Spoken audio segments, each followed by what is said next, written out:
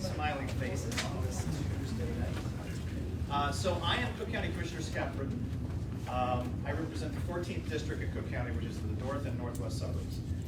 It is not here, so I'm glad to be out of my comfort zone outside the 14th District with my good friends, Commissioners Stanton, Trevor, and Aguilar. And so we're here today to talk about the county's initiative of Cook County United Against Hate, which has the cool symbol. And I'm here with my staff who have been an integral part of putting this together. So if you're probably wondering what is up with that, Cook County United Against Hate, I can tell you a little bit about it. It started on a Sunday morning in March of 2022, or April, I forget, so I got up, as I usually do on Sunday, and I went out to get my Sunday paper, and there was a sandwich bag laying on my driveway. And I thought, that's strange, so I just thought it was garbage. But then I looked at it a little closer, and I saw that it was filled with rice, which I've now learned is so it won't blow away. And inside were like 3 sheets of paper with the most horrible anti-Semitic stuff you could imagine. And so I'm standing there in my driveway looking at this, thinking, one, what is this? Why is it here? I'm Catholic, and I thought, it was just a bizarre experience. Well, I then found out, shortly, that those types of materials were delivered all over the Glenview area where I live, and have subsequently been delivered in Highland Park, Northbrook, Arlington Heights, Palatine, all over the northern suburbs. And the same type of information has been distributed all over the country, also by the same kind of loosely affiliated group of white supremacists. And so there were 2 ways that I could go with that. I thought I could either ignore them, because I'm concerned about giving oxygen to people who are just perpetuating hate. But I also thought that I should reach out to the groups who would be affected by this, which are typically marginalized communities, particularly the Jewish community. Now we've seen a huge increase, particularly since the Hamas attack on Israel, of hate crimes against Muslims, LGBTQ plus individuals, anti-Asian hate crimes. So when I found out all of this was going on, I talked to the advocate groups and I said, what do you think it'd be worthwhile for us to do? And to a person, they said, we need to do a better job of educating, prosecuting, and committing to rejecting those types of activities and thoughts throughout not only our communities, but also Cook County. So that was the genesis of Cook County United Against Hate. Since that time, we've had, and it has been gratifying to me to see so many people who are committed to this cause, which is to reject what is, I think, the worst parts of our common humanity, but also that they would be willing to take a stand and to say, we are not going to accept this in our towns, in our communities. I believe that our law enforcement, and I'm so glad that we have our Forest Preserve Police, our Sheriff's Police who are affiliated with the county, and so many of our local law enforcement who have been completely bought in to this concept, and to, when appropriate, prosecuting these as hate crimes. Something that could be a misdemeanor, like a damage to property, can be upcharged to a felony if there is a hate animus associated with it. I do believe we can do a better job of instructing our local police departments and then coordinating with the sheriff and the state's attorney in making sure those crimes are addressed and prosecuted when appropriate. But it goes down, I think, even more basically, more viscerally, to just rejecting this entire concept. And I always thought it's a little strange as I stand before you as a cisgender, male, straight, Anglo-Saxon Roman Catholic, that too often it's people who look like me who are perpetuating these crimes. And it is up to us to address this. As I often say, Jewish people don't need to get rid of anti-Semitism. Black people don't need to get rid of racism. Muslim people don't need to get rid of Islamophobia. It's the majority. It's the people who perpetuate the crimes and who look like me who need to take a stand. And so that's what we've tried to do. And I appreciate everybody. thing that I have noticed is that I come from a municipal background. I was a school board member. I was a 12-year trustee in the Village of Glenview. I love my municipal governments. I miss it sometimes. I miss it a lot, actually, being a Cook County Commissioner. But I don't miss the nighttime meetings, though, just so you know. But I just want to say how it is incredibly useful for us to be able to know our local leaders and to have them commit the same way that the county is committed to those concepts. And so I'm so honored to be here with you today and to introduce Mayor Adduci for a few statements today. Thank you. Well, Mike, welcome to River Forest and welcome to our community room. And this is where all the sausage is made, right in here, in municipal government. My name is Kathy Adduci. I am the village president of the Village of River Forest. I want to welcome our commissioners here. I want to welcome my friend Arlene, Mayor of Harwood Heights, and any of the elected officials and other officials here. Welcome to River Forest. And again, one of the things I'm very happy that you invited me to be part of this, because in River Forest many years ago we stated as a policy that we are a welcoming community. We did pass a sanctuary city policy and ordinance, and we welcome everybody regardless of race and gender. And like you, like your story, we had one very recently, an anti-Semitic issue where we allow our residents to put ribbons around our parkway trees, because we feel that that's a good way of open speech, free speech. And we got a call from someone who we thought was more an anti-Semitic issue, that he wanted one of the ribbons down because it was, pro-Israel. And he made this issue about that our policy wasn't very clear about what kind of statement you can make. Well, the good news is that our village board collectively and together changed our policy so that we wouldn't allow anti-Semitic or any type of hate crime or hate in our community. And so I think we're proactive here in River Forest. I think our the board is welcoming to everyone, and I'm very happy that the county has decided to put something like this on, because I think we all need it. So again, welcome to River Forest, and I guess now I'll hand it over to Commissioner Trevor or Aguilar. Oh, Aguilar, my friend Commissioner Aguilar. Welcome. Thank you.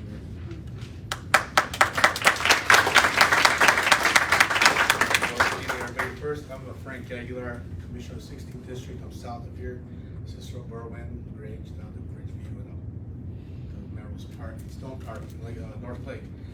I'd like to thank my colleague Scott Britton for organizing this with his staff, and Mayor Adduci for hosting this. Although these conversations are very hard to talk about, we have to confront hate head on. Okay, it's much too common. Cook County United Against Hate has held countless spaces to address this crime, but it is not enough just to talk about it. It's time to take action on it and be like Commissioner Britton says, take command and just change the whole psychology behind hatred. We cannot do this alone. We need partners like Cook County United Against the Crime to make sure that we present united front to be unequivocal and to show that hate does not have a home in Cook County.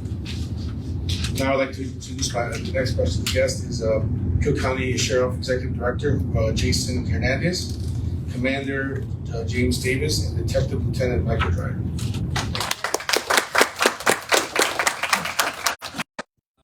Start by praising our distinguished guests here. I have the privilege of working with our colleagues here in the county board. It's a tremendous group of leaders, specifically Commissioner Britton and your staff for organizing the United Against Hate campaign and having us be a part of it. I have the joy of working with them, and I can tell you that especially these four commissioners are very involved in what goes on in their community, so I'm not surprised to see you here today playing a larger role. Thank you to our distinguished guests, and of course our partners in public safety. I see a lot of nice, familiar faces out there. I am an executive director with the Cook County Sheriff's Office. In many instances, I'm the first person that some of my colleagues will contact when there's something going on in the community that involves the Sheriff's Office. So I want to extend that relationship to everyone here today. I'll have some cards. So if you or someone in your orbit is experiencing an issue in the criminal justice system, whether it's court services, the jail, or sheriff's police, please consider me a resource. As the commissioner mentioned, this is a difficult time for the people in this country. The pandemic, the crisis in the Middle East has sort of revealed an underlying illness that has occurred in this country around hate. And it's something that we are all working collaboratively here in the county to address. So I hope everyone has some peace of mind when you walk out of here today, that we're all working in concert with one another to address these long-standing issues. But we all have our role to play in the criminal justice system. From our perspective, ours is public safety. We advocate for victims, and we work to do everything we can to decrease incidents of crime that are taking place in the community, and that includes hate crimes. So I'm going to give a very abbreviated presentation because I'm joined here by the tip of the sword in the Sheriff's Police Department, Commander Davis and Detective Lieutenant Dwyer. They oversee our investigative division, and they have a wealth of knowledge that they can share with you. So, title slide, this is myself. Good place to start is by defining what a hate crime is, right? So hate crime is an offense where a person or group of people is targeted because of their actual or perceived identity. Illinois hate crime laws are designed to protect people who are targeted based on race, color, religion, gender, sexual orientation, or physical or mental disability. Now, there's an important distinction that needs to be made here to help guide the discussion, and that is the difference between a hate incident and a hate crime. A hate incident includes behaviors that are, though motivated by bias against a victim's race, religion, ethnic, national origin, gender, age, disability, or sexual orientation, are not criminal acts. Hostile or hateful speech or other disrespectful, discriminatory behavior may be motivated by bias, but is not illegal. It's an important distinction from the perspective of law enforcement on how these crimes get classified and how they're prosecuted, which you'll hear more about a little bit later. A hate crime, they become a hate crime only when they directly incite perpetrators to commit violence against persons or property, or to place the potential victim in reasonable fear of physical injury. And that's just a distinction that we ask everyone to recognize. So, elements of a hate crime. From the investigative standpoint, from law enforcement, first our agency has to determine that a qualifying initial crime has been committed. Those examples include assault, battery, aggravated assault, intimidation, stalking, cyberstalking, theft, trespass, criminal damage to property, some sort of mob action, disorderly conduct. Oftentimes you see a transmission of obscene messages or harassment by telephone or through electronic communications. In our communication with commissioners, sometimes it will bring to our attention items such as what Commissioner Britton had mentioned, some really disgusting pamphlets. It might be that a whole string of businesses in your community are targeted. It might be that individual residents, places of worship. So that's sort of what it looks like. So continuing with the elements of a hate crime. If an investigation determines and facts support that crime was committed because of any of these items that we've already discussed before for the victim, then we have reason to move forward with an investigation as if it were a hate crime. So must be articulable facts to support that the crime was committed because of the victim's protected class. That's important. Sometimes those facts don't clearly exist early on and they're not evident, but they can reveal themselves through the course of an investigation. And if they're determined, if they don't exist or are in question, it might not be classified initially as a hate crime, but that classification can be upgraded if it's determined that there's evidence to support that during the course of an investigation. So, Sheriff Dart is deeply committed to protecting the people of Cook County and holding those who seek to harm others through hate accountable for their actions. The Sheriff's Office, we utilize every resource available to support our communities. I'm going to go over a little bit of what those look like.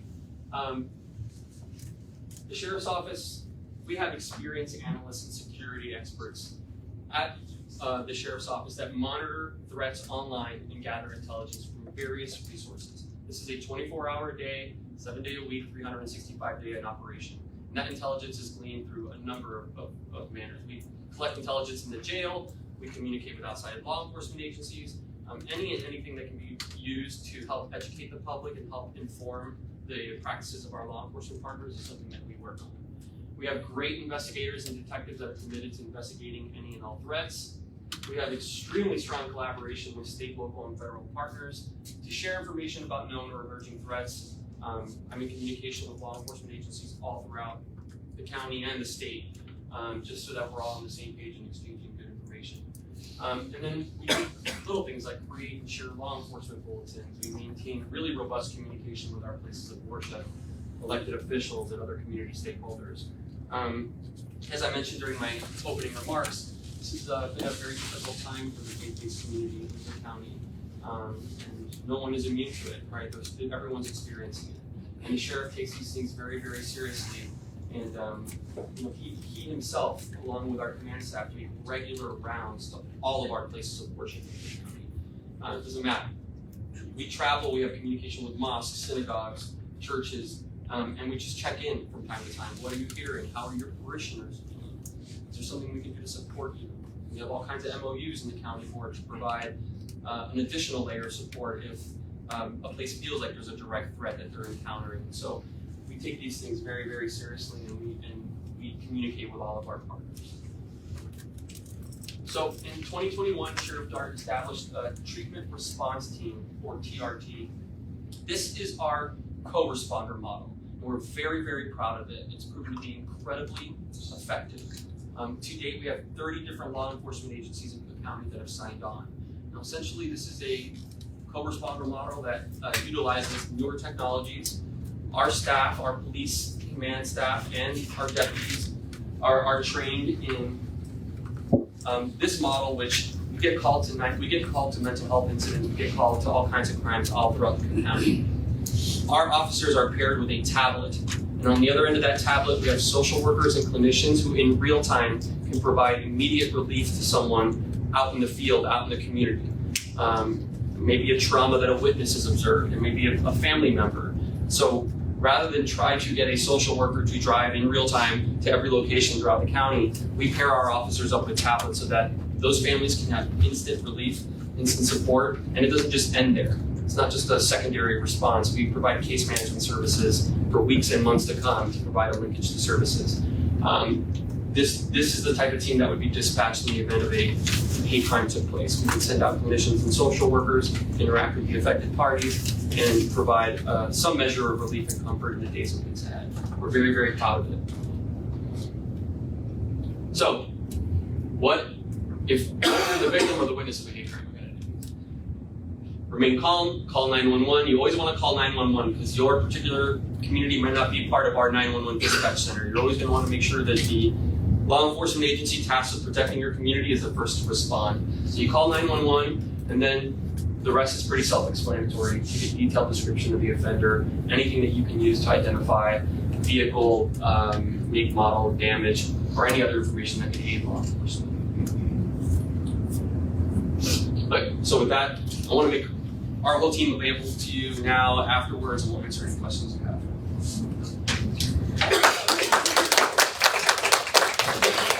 Commissioner Trevor will introduce Wissam Shahid. Oh, no, please go. I want to steal your thunder. Lay it on thick. I'm here to give you some introductory thunder. Yeah.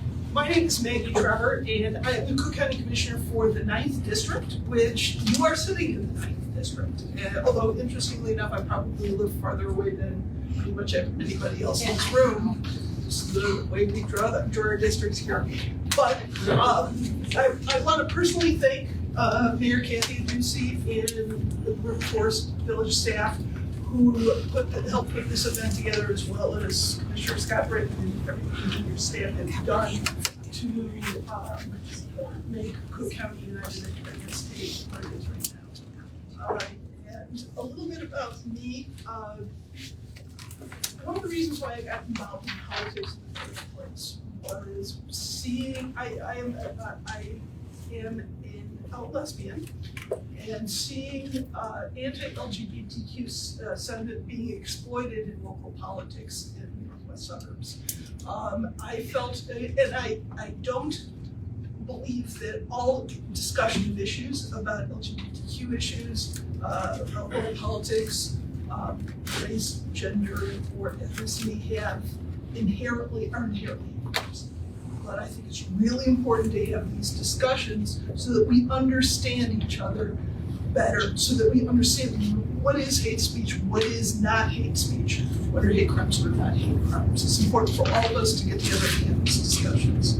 And on that note, I'd like to introduce our next speaker. From the Cook County State's Attorney's Office, we're joined by Policy Advisor Wissam Shahid. Wissam is a lawyer and is passionate about this work, building community, educating on misconceptions about prosecutors and alternative prosecution methods. He's been internationally recognized as an Arab American Foundation 30 Under 30. He holds executive leadership positions for the American Civil Liberties Union, Muslim Civic Coalition, and the Shriver Center on Poverty Law, just to name a few. Yeah, thank you.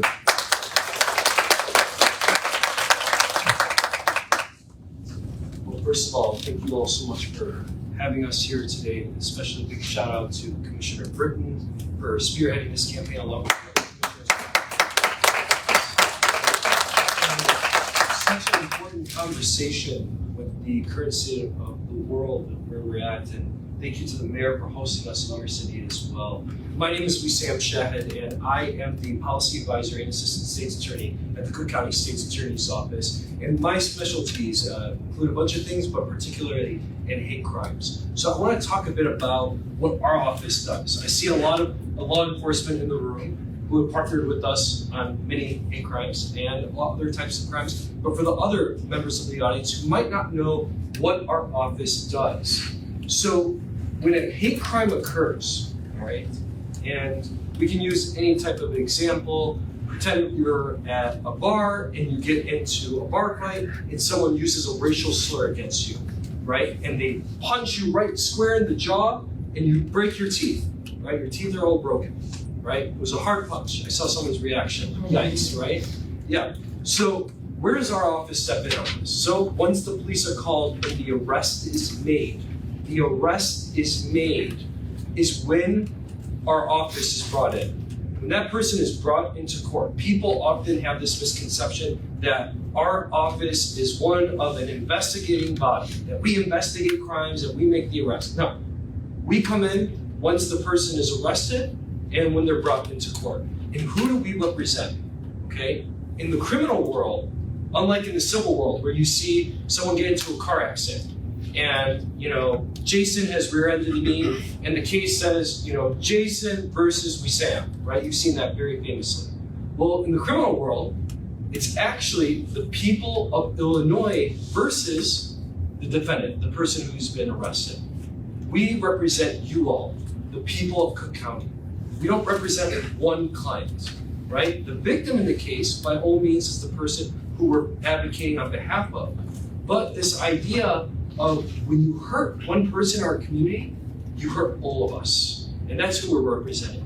So in this case, it would be the victim of the hate crime, where you've committed this hate crime and now we're representing you as the victim. So what is a hate crime? People often have these misconceptions, and I'm often told by everyday people, well, you know it when you see it, right? It's kind of obvious. Well, that really kind of depends who you're asking. So as the state's attorney, it's our job to give out the legal definition. And, you can see all the different categories: race, color, creed, religion, ethnicity, and the list goes on and on. But what I really want you all to focus on here is that first part, is that a person commits a hate crime when by reason of actual or perceived. That critical second part, perceived even. It doesn't even actually have to technically been, that racial slur aimed at the person if you were wrong, right? As long as you had perceived it to be true, you could be charged under this statute, right? And this can be as an attachment. So we use that example. Someone got just punched right square in the jaw, right? Lost their teeth. So they could be charged with aggravated battery or a battery in that case. And this would be attached on, right? Assuming that they had used that racial slur when they, threw that punch. So let's talk about what is a hate crime versus a hate incident? This is one of the most famous things people get confused about all the time. That unfortunately, not all hate-related actions or words that are done result and rise to a hate crime. So for instance, someone just walking across the street and just literally them shouting a racial slur against you. If they just used that racial slur and didn't do anything else in accordance, that could be not rise enough to the level of a hate crime. But what that could be is a hate incident. That no criminal action actually had occurred, but it was hateful in nature, right? In the hate crime we already talked about it, there is that criminal component. So using that bar fight as an example, that punch, that was a battery, right? There was that criminal element to it. So when we talk about hate crimes versus hate incidents, just in the city of Chicago alone, just in the city, right? We've seen from 2021 to 2022 that hate incidents have doubled. From 2022 to 2023, do you know how it already doubled at that point? There is an extra 25% increase on top of that within that year. And as of 2024, we're still seeing this trend go up. This is a serious issue.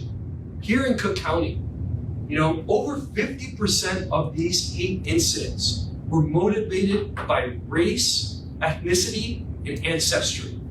That's all. Over 50% of these.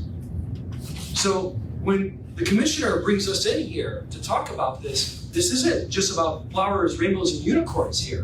This is a serious conversation that our community needs to address because, as I stated, and the data shows, this trend is only increasing at a heightened rate. So what can we do? What can we do if you yourself are a victim of a hate crime in relation to our office? So people immediately, when they're a victim of a hate crime, they run and they call our office, which we do appreciate, and we want that open communication. But however, we want to make clear, we have nonprofits that we partner with that we will redirect individuals to, but there is something that everyone in this room, and maybe those who are live streaming and listening here as well, need to understand. You have to call the police. No matter, even if yourself you're feeling distrustful for whatever reason it may be, you have to call the police. You have to file a police report. Our office can't even get involved without even that police report even being in existence. You have to call the police. Record.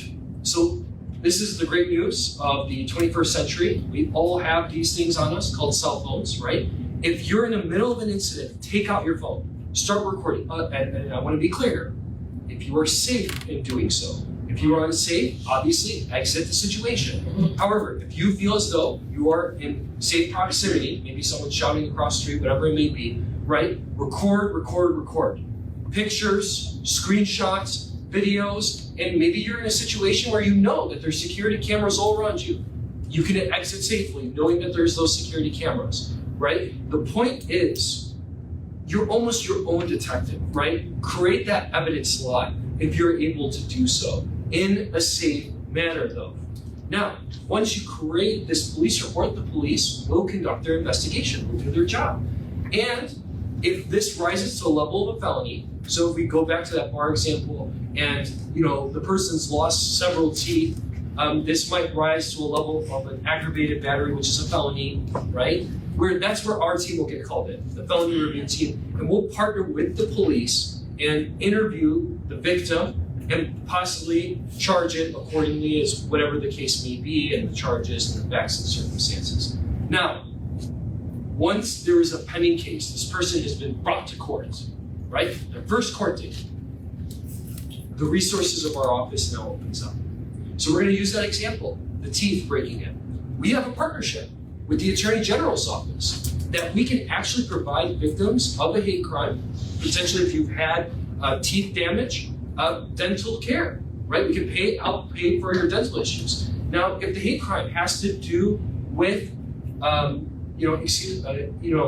having an imminent threat against you, right? Someone's threatening you constantly and it's hate motivated. We could possibly pay for your first month's rent to move somewhere safely. right? There are resources. These are some examples that we have, and I'll talk about more in a second, that we have available once you enter the courtroom in that process, that we will open our doors, and obviously it'll always be open, but more resources will be available to you. Now let's talk about it once you're in the courtroom. How do we prosecute these cases, right? Now we have a victim of this hate crime, we have the defendant, okay, and the first court date is over, and we're proceeding. Well, whether that person stays in detention or not, that is up to the judge. We present the facts and circumstances, the defense presents their case, and it will be up to the judge. Now, whether the person is in custody or out of custody, the court proceedings will continue. So let's talk about the second court date, and third, and fourth, and everything else. There's something called discovery, which basically means paperwork, evidence is being shared by both parties, and the case is proceeding. The defendant will either plead guilty, or the famous movie moments that everyone knows about, they're gonna plead not guilty and say, I want a trial. Whether it's a bench trial with a judge or a jury trial, which I'm sure everyone here knows about. And once the defendant is found guilty or not guilty, if they're not guilty, everyone knows, they're let free. If they're found guilty, that's when the conviction and the sentencing occurs. And I want everyone to know here, throughout this entire process, no matter how long or how short it'll be, on every hate crime case that is a felony and above, right, we will have a victim witness. This is a victim advocate, otherwise known as, attached to your case. This victim advocate will have all the resources available, and they're trained experts on mental health conversations to be able to talk with victims of trauma and be able to provide these resources. And if they don't have the resource, for whatever reason be, we have the nonprofit partnerships, particularly in hate crimes, that we'll refer you out to.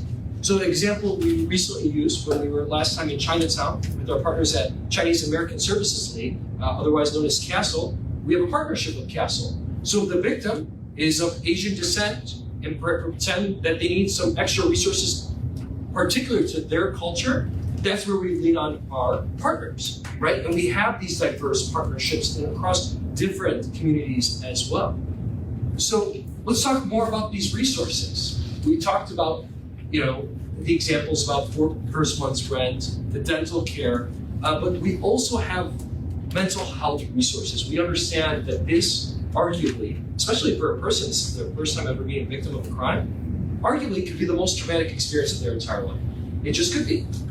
You don't know their life, right? And they might need some therapy, some mental health counseling as a result, and we can help provide that or refer you out. And that victim advocate piece is really critical on every single one of these court dates.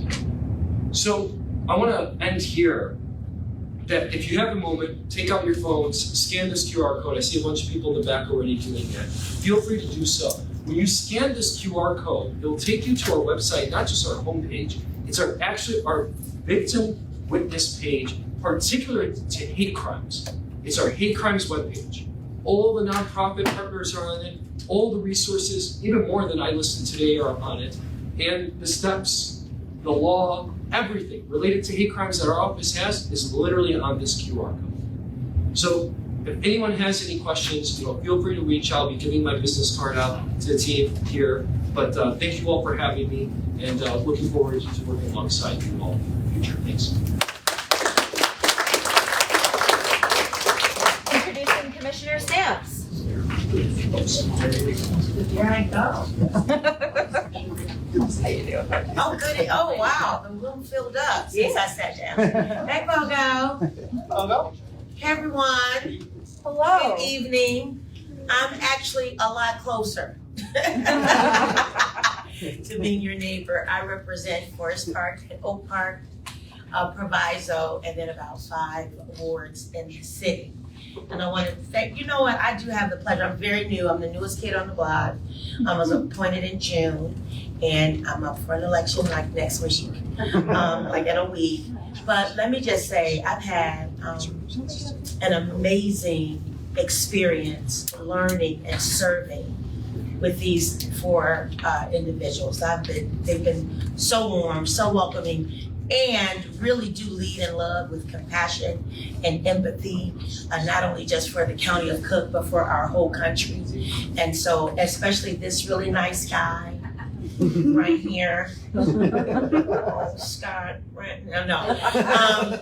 And just, for you to like come up and say, it's not Black people's responsibility to fight this. It's not the person who's receiving the hate to fight the hate. It's the other people watching it go down. And so thank you for that. Thank you for like saying what sometimes in my heart is the obvious thing, but it's not always having a conversation like it is. And thank all of you all for coming out tonight. I really do appreciate this engagement. It's a critical, uncomfortable conversation, but they're necessary because only what we do that's rooted in truth is going to transform. So we have to have some very truthful conversations that are often not fun at all to have. You remember your kid, right? You remember teenagers, well, maybe you don't, I do. I didn't like them very much, but it was some truthful conversations had to happen. And thank you for that's the truth. And thank you for hosting us, and I hope that we can continue this conversation. So the final presentation is a reminder about the No Card and Q&A session. Also, I want to introduce the Cook County Department of Human Rights and Ethics, the Department of Human Rights and Ethics Policy Analyst Julia Eplin-Zaff. She is a community social service professional with a master's in public policy and administration from Northwestern University.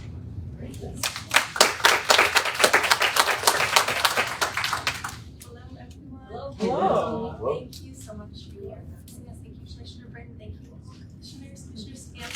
And I do need to apologize. I have allergies and a healthy dose of meetings to thank for not having my voice very much right now, but I'm trying my very best.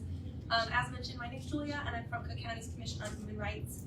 And we are a county agency whose mission is to protect people in Cook County from discrimination and harassment in a variety of areas: employment, housing, at work, credit transactions, public accommodations, access to county services, and also we work to ensure that those who work in Cook County are paid appropriate wages and receive appropriate benefits.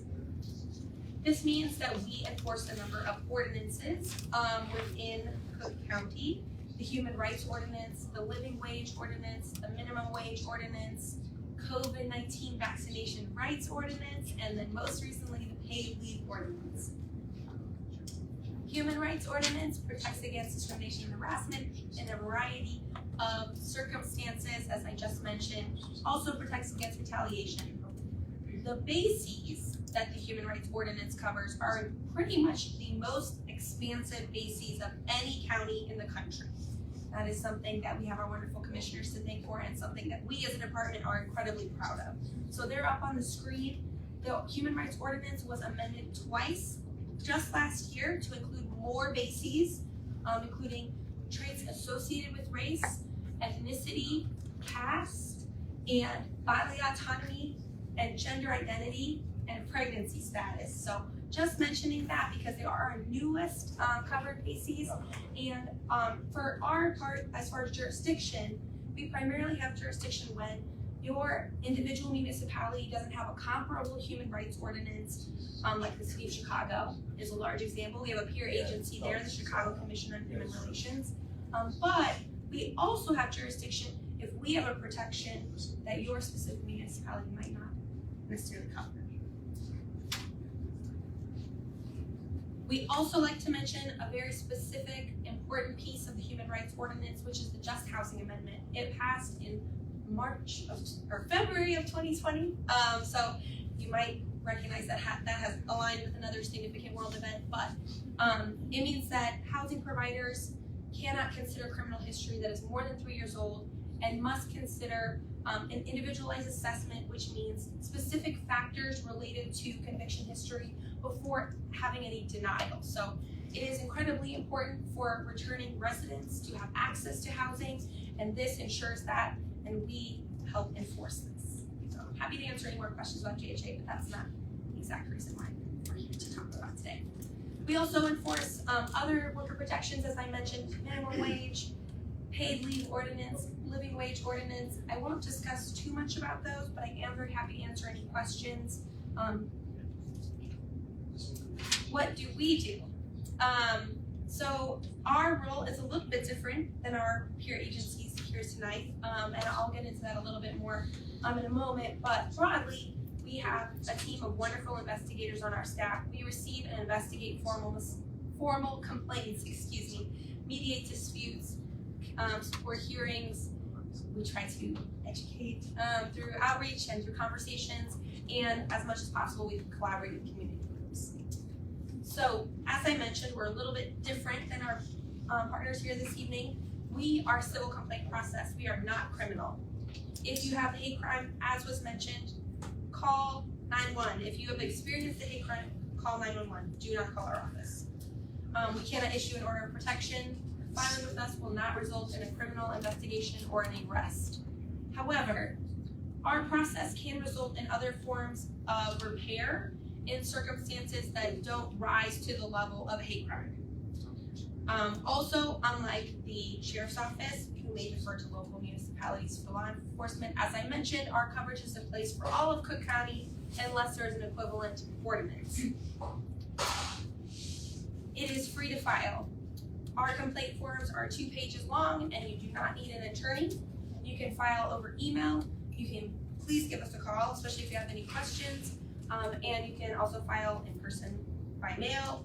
Any way you would like to send the complaint form to us, it's available online, and we're also available to provide a copy if you contact us independently. For the Human Rights Ordinance, you should file within 6 months of the date of the alleged violation. And for our labor laws, it is within 3 years of the date of the alleged violation. A complaint requires these specific things that are required by law. It's a statement of the facts alleged to constitute the violation of the related ordinance, the date or dates if it's an ongoing violation, the city and state where it occurred, and the bases of the discrimination or bases, as well as your signature or signature of representatives such as an attorney or a nonprofit who's helping you. Again, I won't get too much into this level of detail, but we share this chart to explain how our complaint process works. We try to be as transparent as possible in that regard. As far as where, like, as soon as you file with us, what happens next? The respondent is served. Then there are written arguments. Then there's a formal investigation by our investigators. The last thing that I'll point out on this is that our investigators are always happy to answer questions about where your complaint is in the investigative process or like what's going to happen next. Like those are things that we're very happy to help with. We are, as an agency, proud that a significant number of our complaints resolve through mediation or settlement. That means a positive thing for us and other agencies like ours, other human rights commissions, because that means that there's been some mutually agreed upon version of repair to what has occurred. That's it.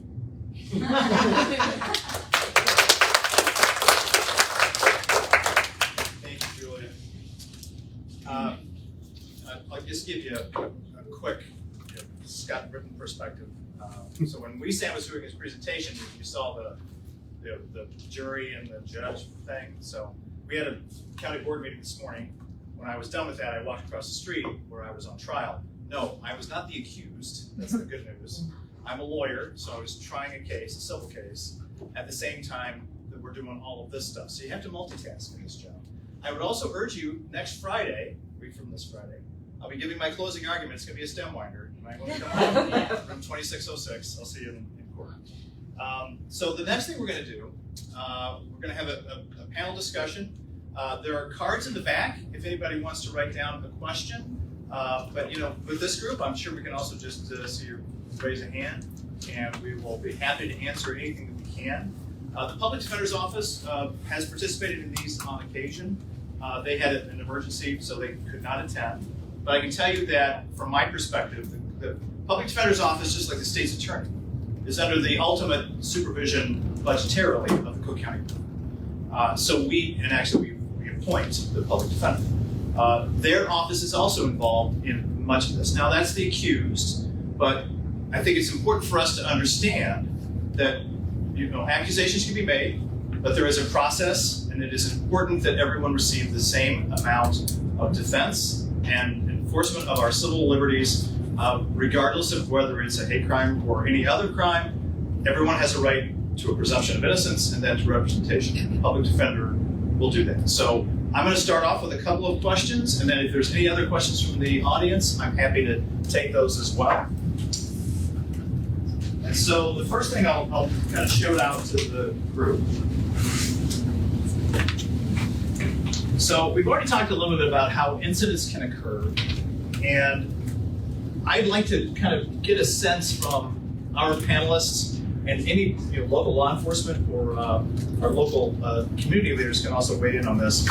How are you trying to get ahead of the potential for hate crimes without, of course, limiting First Amendment rights, with Jason addressed very directly, but how internally and then externally are you trying to get this word out both to your staff and employees and to the greater community? Jason, you want to lead off with that one? Yeah, so Gary, does this work? Yeah. So that's an excellent question. So internally, we have extensive training, ongoing in-service training around a wide range of things, including implicit bias and all kinds of training aimed at letting our staff know that we are a unified county, that we speak with one voice, and that our primary role is to, advocate for victims or potential victims. So that mission has been expressed to us from the sheriff very frequently. So that's the internal process. But externally, from a law enforcement perspective, is staying up to date on what's happening in the world. We have excellent analysts and investigators that, like I mentioned during my presentation, around the clock are observing trends locally, throughout the state, and throughout the federal government. And that communication with our federal state partners is critical. It allows us to be informed about what's taking place in any given moment. We identify trends, and then make sure that information gets disseminated to our officers, but also our partners. So there's a lot of exchanging of information through bulletins and things like that. So we have a very robust community engagement initiative where we talk to the community from the perspective of law enforcement and talk about the importance of treating each other with respect and to provide a greater service to our community, and our officers are all well versed in that as well. And maintaining communication with our elected officials and letting them know about what we're seeing out in the community so that they can in turn communicate that to their constituents as well. So from a law enforcement perspective, I think it's a lot of processing and sharing of information so everyone can know what's going on in their community at any given point. I guess I'm going to add that. Good job. Yeah. And Julian, I guess the county has instituted a lot of protections for individuals. And I'll give you a perfect example of this. When I was a village trustee for 12 years, we rejected and used our home rule authority to reject minimum wage and sick leave. We then opted back in, luckily, right after I left. Don't worry. Anyway, but those types of things need to be addressed to our community so that people know what their protections are so they can use your services. If they don't know, they can't use them. So what do you think within your department is the way that we get that word out? That is the $1 million question, Yeah. I think. I think as Jason mentioned, our community partnerships are absolutely invaluable to us. And so I think our partnership with municipalities kind of stems through that and support from elected officials that really helps us kind of get to those more nuanced. It is very difficult to kind of know what applies to you depending upon where you live. And so to an extent, we are able to share information on what applies to everyone. That's the more direct part of our role. But we receive a lot of inquiries where we say we'd love to connect with you, with your village hall. So I think it kind of depends on the area. Sure. Can I also add? Absolutely, go ahead. One thing that I've noticed at my time in the sheriff's office, and I've been here 6 years now, is that part of the reason why I believe the sheriff's effective in communicating these important messages is because the sheriff's office looks like the communities that we serve. We are able to go into a mosque, a synagogue, a church, all throughout the county because our officers reflect the diversity of our county.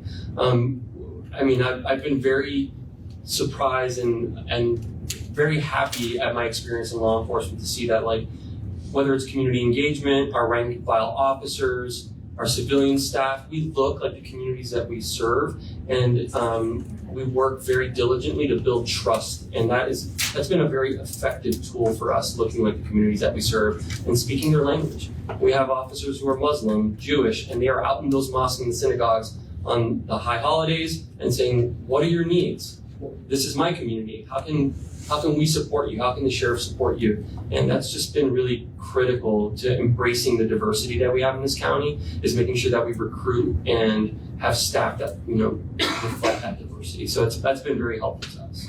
And I can say, having been 5 years as a commissioner, my partnership with Sheriff Dart has been one of the strongest of all of the things that I have done. And part of it has been because of our partnership on Cook County United Against Hate and his complete buy-in. He doesn't have to do that. He makes it a point of making sure that those issues, and particularly previously marginalized communities, know that that he has their back, and that he does everything he can to make sure that we continue to get the word out, and when appropriate, activate law enforcement when it is needed and when those individuals need protection. And I give the sheriff a lot of credit for that. So one thing that I noticed, and Jason mentioned that we were in Chinatown, and one of the issues that we talked about both before and after our presentation was that there was a fair amount of hesitation to report hate crimes, and that exists in many different communities, in many different groups. Some of it's because people might be concerned about their status, immigration status, and so can you address both, I guess, how we keep things private, and the fact that they do not have to be concerned about letting us know that they need our help, and and I guess very basically, if you don't report that, it's going to happen probably to the next person. And I think we all have a responsibility to protect each other. But how does the sheriff's office and the Department of Human Rights